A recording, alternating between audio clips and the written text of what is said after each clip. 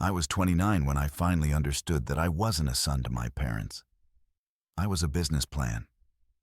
The realization hit me at Montrose's, one of those Manhattan steakhouses where the lighting is deliberately dim so you can't see how much you're being overcharged. I sat at a table with 8 people who shared my last name, watching a waiter pour wine that cost more than some people's car payments. My father swirled his glass like he'd earned it, even though he hadn't signed a paycheck in 5 years. My mother adjusted her diamond bracelet, the one I'd helped pay for during what she called her health scare 2 years ago. My sister Chloe was glowing about her engagement to Spencer, a guy whose personality was as bland as his trust fund was large. And there I was, Adrian Holloway, senior investment analyst, family ATM, and apparently tonight's entertainment. My father cleared his throat, that practiced sound that meant he was about to perform. "Adrian," he said loud enough for nearby tables to hear, "how's the market treating you?" I knew what he was really asking. It wasn't concern about my career. It was reconnaissance for his next withdrawal. "Fine," I said, keeping my voice flat. I'd learned that short answers bought me a few minutes of peace, but my mother wasn't done setting the stage. "Darling," she said, her voice dripping with that particular warmth that always preceded a request. "Did I mention Chloe and Spencer found the perfect venue?" And there it was, the real reason for this dinner.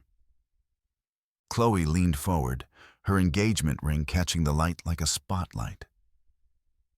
"It's this gorgeous resort in Tuscany," she gushed, her voice climbing with excitement.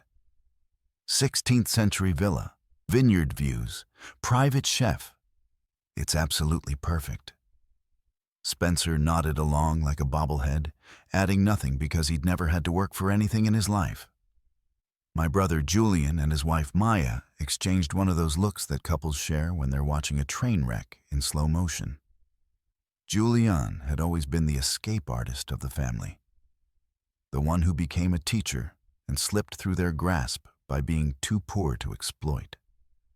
My Aunt Beatrice sipped her martini and watched with the detached interest of someone who'd seen this performance before. My mother's smile never wavered as she delivered the punchline. "The resort just needs a $15,000 deposit to hold the date," she said, as casually as if she were asking me to pass the salt. "I'll send you the wire information." The entire table went silent. Every eye turned to me, waiting for me to do what I'd always done: reach for my wallet and solve their problems. I took a careful sip of water, feeling that familiar tightness in my chest, that crushing weight of expectation pressing down on my shoulders. But this time, something was different. 3 months of therapy had planted a seed of resistance, and tonight it was finally breaking through the surface. "Actually," I said, my voice steadier than I expected, "I can't cover $15,000 right now. I'm trying to build my own emergency fund." The silence that followed felt like the moment before a car crash. Spencer suddenly found his napkin fascinating. Julian's eyebrows shot up. Even the waiter, who'd been approaching with bread, pivoted and retreated like he'd walked into the wrong room. My father's reaction came first, a short, barking laugh that echoed through the restaurant. "Savings?" he said, loud enough that I saw heads turn at neighboring tables. "Your job is to earn, Adrian." He leaned forward, his face twisting into something between amusement and contempt. "How does it feel to be the only useless ATM here?" The table erupted in laughter. Not everyone. Julian and Maya sat frozen, their faces tight with discomfort. But my father, my mother, Chloe, Spencer, even Aunt Beatrice with her polite chuckle.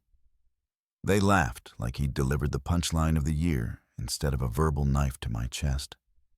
I felt 10 years old again, sitting at our family dining room table while my mother assigned us our roles like we were characters in a play she was directing. "Julian is the free spirit," she'd said, ruffling my brother's hair. "Chloe is the beauty," kissing my sister's cheek. Then she'd turn to me with a smile that felt more like a brand. "But you, Adrian, you're the smart one. You're our retirement plan." I remembered being 24, fresh out of grad school, drowning in student loans, and barely keeping my head above water. My phone had rung at 2 a.m. It was my mother, her voice weak and frightened, hospital sounds echoing in the background.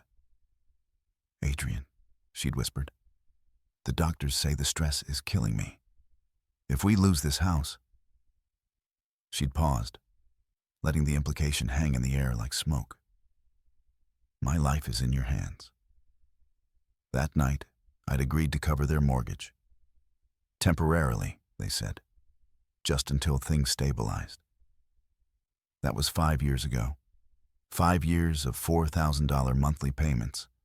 5 years of emergency requests and guilt trips and convenient crises that always seemed to require my checkbook.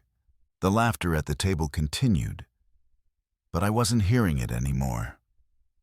Something inside me, worn thin by years of obligation and sharpened by weeks of therapy sessions where I'd finally started using words like manipulation and emotional abuse, finally snapped. Not in anger, in clarity. I smiled. Not my usual smile, the one that said I'd handle everything, that said I was fine being the family safety net. This was something colder, harder, something that came from a place I didn't know I had. "You're right, Dad," I said, placing my fork down with careful precision. "A useless ATM should be out of service." The laughter stopped like someone had cut the power. My mother's face tightened, her practiced warmth evaporating. "Adrian, don't be dramatic. You're embarrassing us." But I'd never been more serious in my life. I pulled out my phone, my fingers moving across the screen with a calm that felt almost surreal. The entire table watched in horror as I narrated my actions like I was reading a grocery list. "First, I'm canceling the $4,000 mortgage payment scheduled for Monday. Done." I tapped the screen. "Next, I'm blocking both of your numbers from my Zelle and Venmo. Done." My mother's face drained of all color. My father's did the opposite, flushing a dangerous shade of purple that climbed from his collar to his hairline. I pulled out my corporate card and placed it on the table with a soft click. "This will cover my meal and 1 glass of wine. The rest of you are on your own." My father stood so abruptly, his napkin fell to the floor. "You ungrateful," he started, his voice shaking with rage. "After everything we've done for you." I stood too, and suddenly I felt taller than I'd ever been. "What have you done?" I asked, my voice quiet but cutting through his bluster like a blade. "I paid for my own Ivy League education. I've been paying your mortgage for 5 years. I funded your lifestyle while neglecting my own future." I looked at each stunned face around the table. "I'm done." I walked out, feeling eyes from every table in the restaurant following me like spotlights. The silence was so complete I could hear my own footsteps against the marble floor. Outside, the night air hit me like a wave. And for the first time in 5 years, I could breathe. My chest expanded fully. My shoulders dropped. I stood on the sidewalk in Manhattan, listening to the city hum around me, and felt something I hadn't felt since before I became the family's financial foundation. Freedom. The Uber ride home was surreal. My phone started vibrating like it was having a seizure, the screen lighting up with message after message. I watched them scroll past, each one more desperate than the last. My mother. You'll kill me. Is that what you want? Call me now. My father. You will fix this. This childish tantrum stops today. Chloe. You've ruined everything. The venue won't hold without the deposit. My hands shook so badly, I nearly dropped the phone. A hot, sick feeling spread from my stomach through my limbs. I'd never defied them like this. Not once in 29 years. The fear was real, physical, pressing against my ribs. But underneath it, barely audible over the panic, was something else. Relief. Then a notification appeared from an unexpected source. Yes, Julian. Are you okay? That was incredible. I stared at those 6 words, reading them over and over, like they were written in a foreign language. My brother had never sided with me against our parents. Never. He'd survived by being invisible, by escaping into his own life where their demands couldn't reach him. And yet, here he was, the first person in my family to ever offer support instead of judgment. Something small and warm unfurled in my chest, a fragile thing, but stronger than the panic that had been choking me. The next morning, I called in sick to work. Not a lie. The thought of pretending everything was normal while fielding frantic calls from my mother made me physically nauseous. Instead, I showered, dressed in jeans and a sweater instead of the tailored suits my father always said made me look the part, and headed downtown to my financial advisor's office. Mark Wilson had managed my investments since my first bonus check. He'd never questioned the steady outflow of funds to accounts with the Holloway name, never suggested I might be overextending myself. When I walked into his office and told him I needed a complete audit of every dollar that had left my accounts in the last 5 years, his professional demeanor cracked into genuine concern. 2 hours later, we had a number. Mark turned his computer screen toward me, showing a spreadsheet with row after row of transactions, each one color-coded by recipient. The total glowed at the bottom like a malignant tumor. $350,000. Not counting the little gifts I'd bought them over the years. Not counting the expensive dinners. Not counting the loans they'd promised to repay and never mentioned again. $350,000. I whispered the number, feeling it scrape my throat raw. The sick feeling returned, but alongside it came something unexpected. Vindication. I wasn't crazy. The vague unease that had been growing for years wasn't paranoia. It was survival instinct. But Mark wasn't finished. He leaned forward, his usual professional detachment completely gone. "The number is bad, Adrian," he said quietly. "But this is worse." He clicked to a new tab, showing my full credit report. 3 active credit cards, and a personal loan I'd never seen before. All opened 2 years ago. All mailed to my parents' address in Westchester. The balance on each hovered near its limit. The total fraudulent debt, taken out in my name with my Social Security number, $60,000. The room tilted slightly. My fingernails dug into my palms. "They committed identity theft," Mark said, his voice gentle but firm. "This isn't just family taking advantage, Adrian. This is criminal fraud." The realization crashed over me in waves. It wasn't just exploitation. It wasn't just manipulation. It was a crime. My father, Arthur, the former executive who couldn't possibly take an $80,000 job because it was beneath him, had known enough about credit applications and verification processes to open accounts in my name without me noticing. And my mother, Eleanor, with her convenient health crises that always seemed to flare up when I questioned a payment, had been the emotional weapon, perfectly calibrated to keep me distracted, guilty, and compliant, while my father systematically stole not just my present earnings, but my future as well. The panic from last night was gone now, replaced by something cold and hard and crystalline. This wasn't a family dispute anymore. It was a legal matter.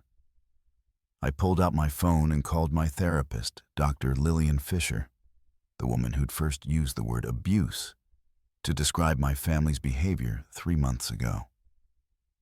I need a referral, I told her, for a financial litigation lawyer, a tough one. She didn't ask questions, just gave me a name, Martin Cohen, known for his scorched earth approach to financial crimes. I made an appointment for the next morning. For the rest of the day, I sat in my apartment methodically calling credit bureaus and fraud departments. With each call, each report filed, each account frozen, I felt stronger, more certain. My phone continued to vibrate with increasing desperation, the tone of the messages shifting from anger to confusion to panic. My father. What have you done? The card was just declined. My mother. The bank called about the mortgage. Call me now. I didn't respond. I didn't need to. For the first time in my adult life, I wasn't running from my family's demands. I was standing my ground. Monday came and the mortgage payment deadline passed. My phone buzzed incessantly until I finally silenced it completely. The voicemails piled up, each one a masterclass in emotional manipulation. My mother's first message was pure performance, sobbing, her voice wavering with practiced fragility. Adrian, please. The bank is calling. They're threatening foreclosure notices. Delete. The second message came an hour later, her tone shifting to wounded martyr.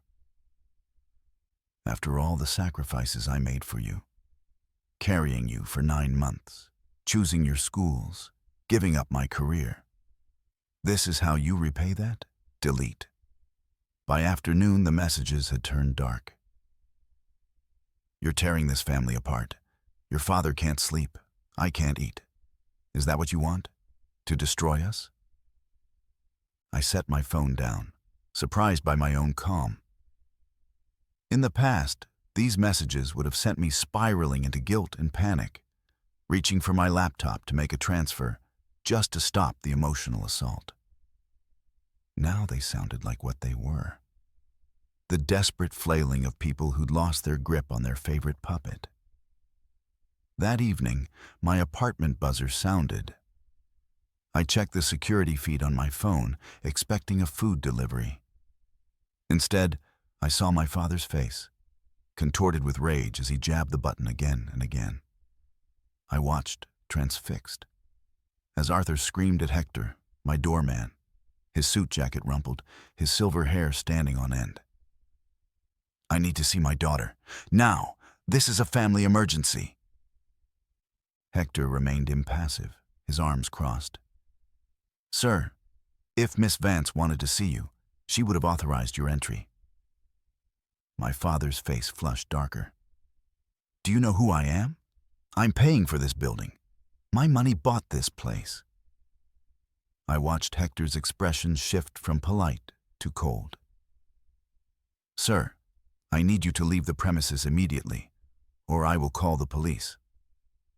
My father took a step toward him, finger pointed like a weapon. You listen to me. Hector reached for the phone. I'm calling the police now. The threat deflated my father instantly. His shoulders sagged.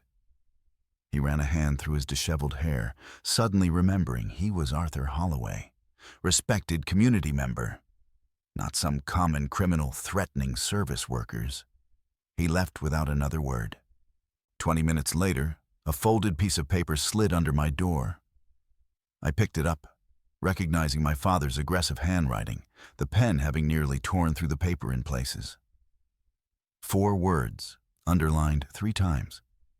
You owe us. Fix this. Not I love you. Not let's talk. Not even I'm sorry. Just a demand. Just entitlement, radiating from the page like heat. I placed it carefully in a folder I'd labeled evidence. My phone chimed with a text. Chloe, right on cue. Addie, Mom is having heart palpitations. She's so worried. The doctor says it's stress-induced. Can you please just pay it? I'm so scared for her health. The familiar knot formed in my stomach. My sister's specialty. The guilt bomb.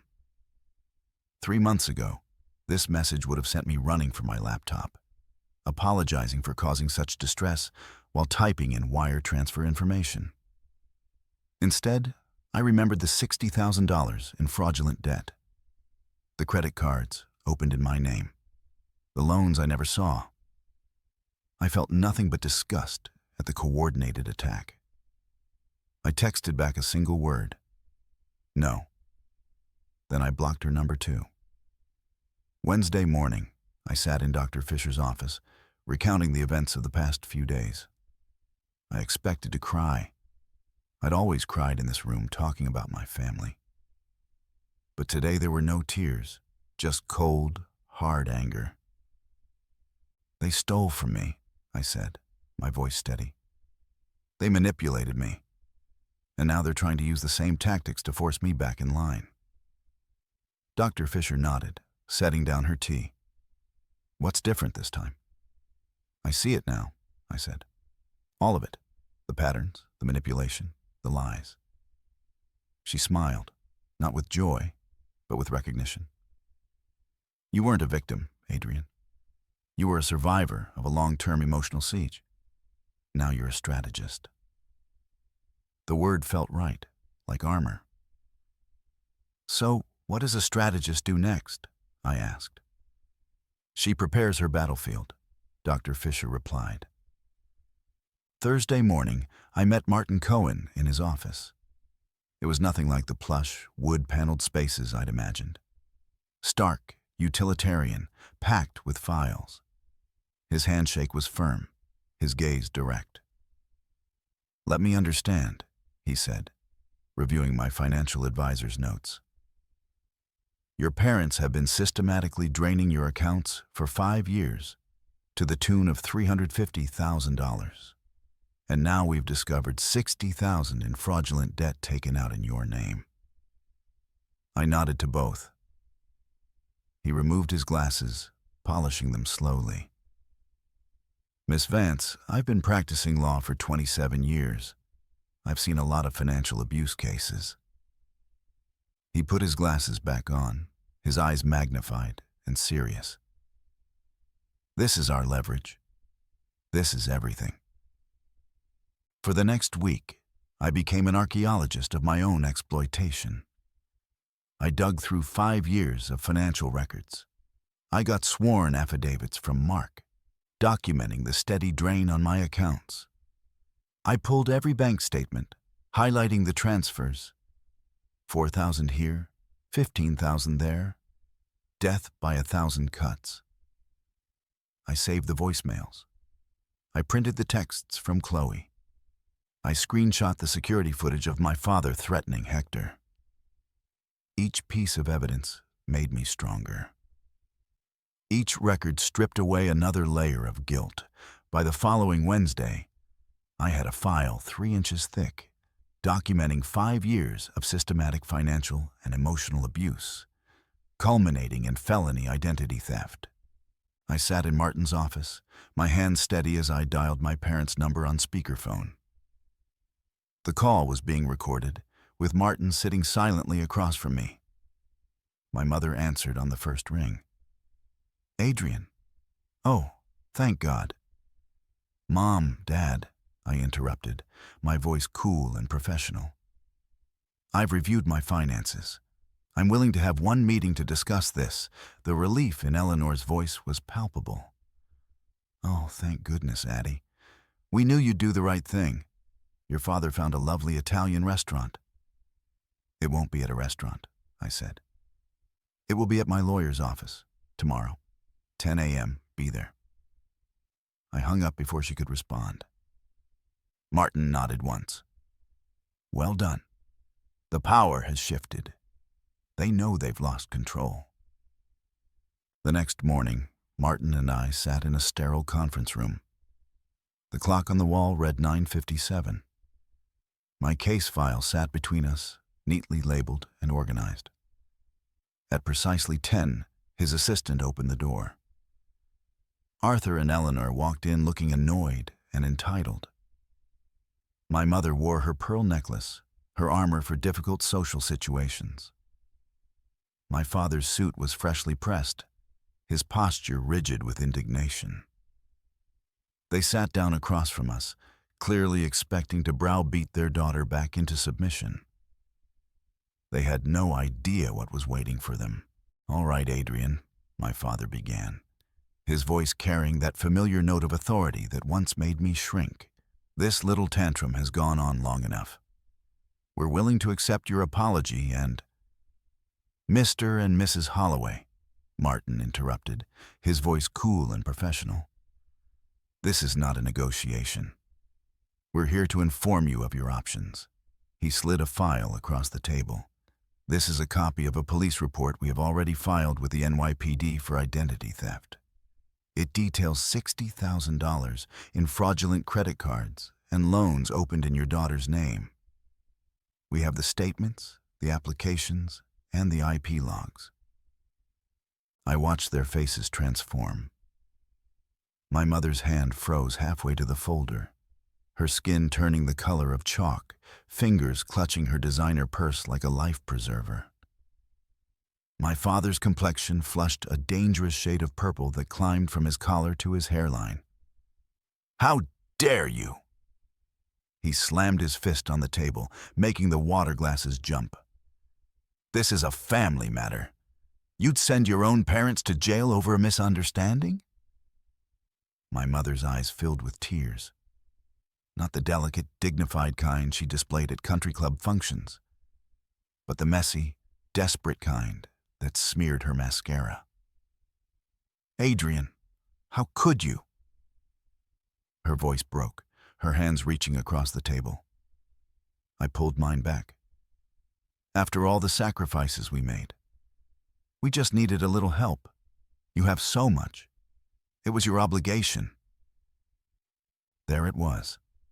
The guilt bomb. The emotional nuclear option my therapist had prepared me for. The weapon they'd deployed countless times whenever I showed the slightest resistance.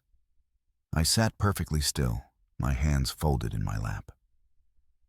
I watched my mother's performance, the trembling lip, the heaving shoulders, and searched for the familiar ache in my chest, the crushing weight of responsibility that had been my constant companion. And found nothing, not anger, not hurt, just a vast, cool emptiness where the guilt used to live. I turned to Martin and nodded once. As I said, Martin continued as if they hadn't spoken, his voice calm as if we were discussing the weather. The report is filed. This is a non-negotiable step required by the credit bureaus to clear Adrian's name. The DA is very interested. My father's face twisted with rage, the same look he wore when I'd once announced I wouldn't pay for Chloe's car insurance anymore. The look that used to send me scrambling to appease him. However, Martin said, removing another document from his portfolio, Adrian has spoken with the district attorney. She will advocate for probation instead of jail time. My mother looked up, hope flickering across her tear-stained face. On one condition. Martin slid the document forward. You agree to full, immediate restitution of the $60,000. My father barked a laugh, sharp and bitter. We don't have $60,000. You know that. Which is why, Martin said, sliding over a second set of documents, you will be putting your 5-bedroom home on the market. Today, the sale will be handled by an escrow company we've selected to ensure the $60,000 is paid directly to the creditors. The silence that followed was absolute. I watched the truth settle over them like ash. They were trapped. Sign the papers or face a felony conviction. Their family matter had become a legal execution. My father's hands, the same hands that once ruffled my hair when I brought home straight A's, the same hands that signed loan applications in my name, began to tremble. My mother's shoulders slumped, the fight draining out of her like air from a punctured balloon. "You can't be serious," my father said, but the bluster was gone. His voice sounded old suddenly, hollow. "Your daughter is deadly serious," Martin replied. "Sign the papers, or the DA moves forward with charges. Your choice." My mother looked at me, really looked at me, perhaps for the first time in years. Not as the retirement plan, not as the ATM, but as a person with boundaries she'd violated. "How will we live?" she whispered. The words should have stung. They should have activated the caretaker programming buried deep in my DNA. But I thought of the $350,000 I'd already given them. I thought of the lies, the manipulation, the identity theft. I thought of 5 years of my life spent working 60-hour weeks to maintain their lifestyle while neglecting my own future. "That," I said, my voice soft but steady, "is not my problem anymore." My father's jaw worked, his pride warring with his self-preservation. Finally, he reached for the pen Martin offered. "This isn't over," he muttered as he signed. But we both knew it was. As his pen scratched across the paper, I felt something in my chest loosen. A knot I'd carried for so long, I'd forgotten it wasn't part of me. The meeting ended quickly after that. No tearful goodbyes, no promises to stay in touch. Just the cold efficiency of paperwork being processed, of boundaries being erected. Outside the office, standing on the sidewalk in the bright New York morning, I took a breath that felt different than any I'd taken in 5 years. Lighter, cleaner. My phone buzzed. A text from Julian. "How did it go?" I looked at the screen for a moment, then typed, "It's done. I'm free." The Holloway estate hit the market on a Tuesday. By Wednesday afternoon, the listing had 37 saves and 12 showing requests. By Thursday morning, their friends were texting. "Downsizing?" asked the country club president's wife. "Retirement property in Florida?" suggested my mother's bridge partner. Eleanor didn't answer any of them. For the first time in her 58 years, she had nothing to say. The shame of it silenced her more effectively than any argument ever could. I watched it all from a distance. Not with joy, but with a cold, steady clarity. The weight I'd carried for 5 years had lifted. My shoulders straightened a little more each day. My breathing deepened. Julian called me that Friday night. "It's like watching a meteor hit," he said, his voice low.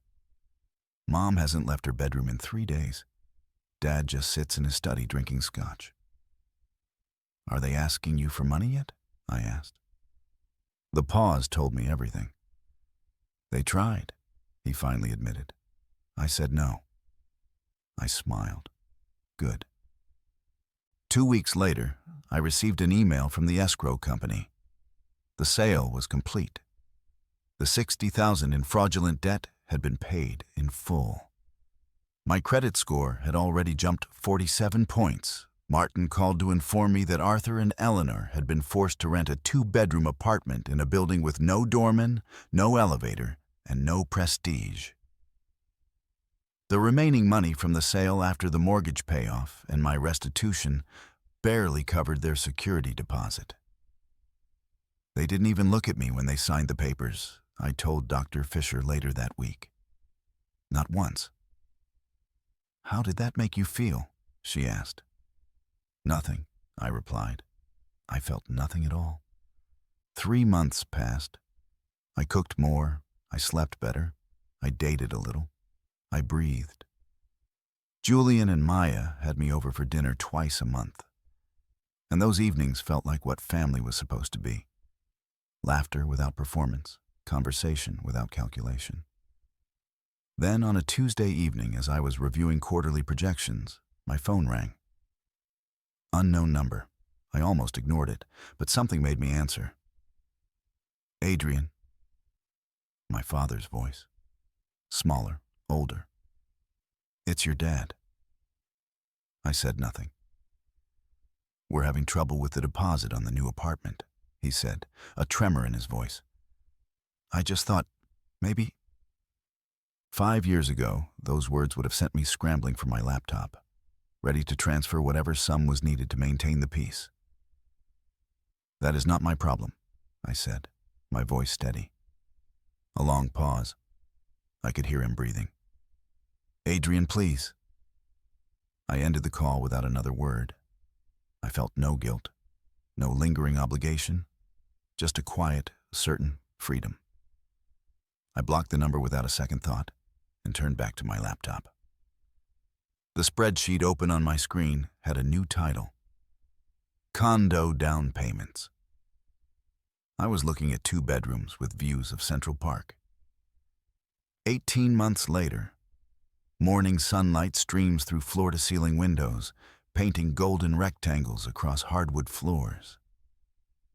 I stand in my new condo overlooking Central Park, coffee mug warm in my hands. The view still stops me in my tracks sometimes, a living, breathing tapestry of green amid Manhattan's concrete and steel. My phone pings with a calendar reminder. Housewarming party, 7 p.m. I smile. The $60,000 in restitution made for a perfect down payment on this place. Justice with a view. Last week, I ran into Spencer at a financial conference. He mentioned seeing Arthur stocking shelves at a grocery store. Eyes down, shoulders hunched. His criminal record for fraud made him permanently unemployable in the financial sector. Eleanor works as a part-time cashier at the same store. Her social circle vanished like morning fog. The mighty Holloways, brought low by their own greed. I don't feel the satisfaction I once imagined, just peace. The doorbell rings at 6:58. Julian and Maya arrive first, arms loaded with grocery bags. We're making the drinks, Julian announces, kissing my cheek. My brother moves through my kitchen with easy familiarity, pulling out bottles and glasses. Maya arranges a platter of appetizers. Your place looks amazing, Audrey, she says, her voice warm. The condo fills quickly. My therapist brings homemade bread. My financial advisor arrives with his husband, both admiring the view. Former colleagues, new friends. Warmth and laughter replace the tense, performative dinners of my past. This isn't an obligation disguised as celebration. This is mine. The doorbell rings again at 8:15. I open it to find Chloe standing there, hands clutching a brown paper bag. She looks smaller somehow, her designer clothes replaced by jeans and a simple sweater. The perfect blowout is gone, her hair pulled back in a ponytail. Adrian, she says, her voice barely audible above the party noise. I'm in therapy. I'm working at a coffee shop. I am so sorry for everything. She holds out the bag. Inside is a bottle of wine. $15 according to the price tag she forgot to remove. The symmetry isn't lost on me. $15 for a bottle instead of $15,000 for a deposit. The old Adrian would have rushed to comfort her, to say it was all okay, to erase her discomfort at the expense of my own. The caretaker, the fixer, the retirement plan. I study my sister's face, seeing not my mother's pawn, but Chloe herself. Humbled, human. Thank you for coming, Chloe, I say simply, stepping aside to let her in. It's not absolution. It's not instant forgiveness. It's a door, barely open, on my terms. My phone buzzes in my pocket. I glance at the screen. An email from my mother. I delete it without reading. My parents were not invited. Later, when the noise inside grows too loud, I step onto the balcony. The park stretches below, streetlights tracing its paths like strings of pearls. Behind me, glasses clink and laughter rises. Julian tells a story that makes everyone howl. Chloe sits quietly in a corner, talking with Maya. I take a sip of wine and feel the cool air on my face. For 29 years, I lived as someone's investment, someone's safety net, someone's ATM. Standing here, watching the city lights shimmer against the darkening sky, I am none of those things. I am just Adrian. And I am free. They called me useless that night at dinner. Turns out, I was the only one keeping them alive. Real power isn't about cutting people off in anger. It's walking away without the need for validation. Freedom isn't revenge.